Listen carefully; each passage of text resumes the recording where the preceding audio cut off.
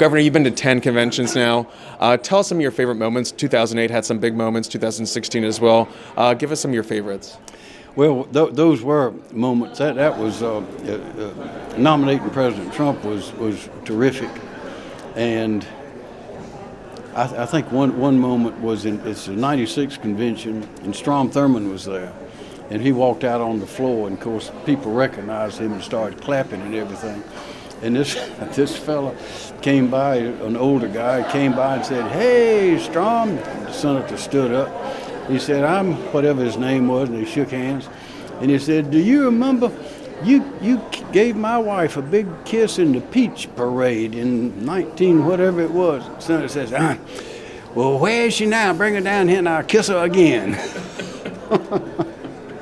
He was a legend, but there've been a lot of great moments. That thing with the Code Pink, I think it was. I was Sergeant at Arms. That was in 2008 in McCain, and we were on the lookout for them. We were supposed to be keeping people in and out. I had a bunch of folks helping.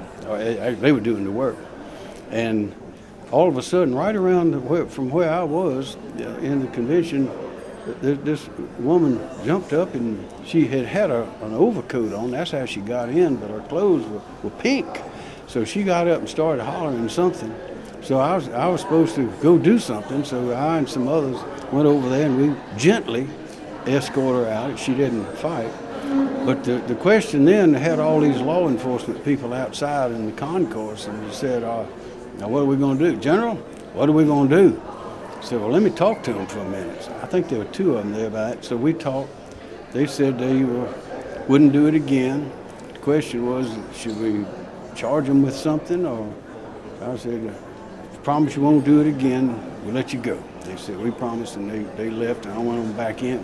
But another thing happened then. Brian Sterling was one of my assistants, who, of course, is running the Department of Corrections now.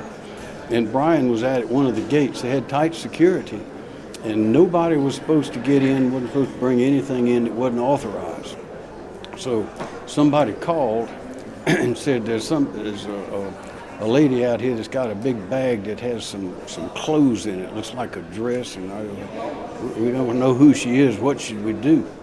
So then they got Brian on the phone, and Brian said, yes, they won't let her in, but she says that she has clothes for Sarah Palin to make her speech in tonight. That's when she said the difference between a soccer mom and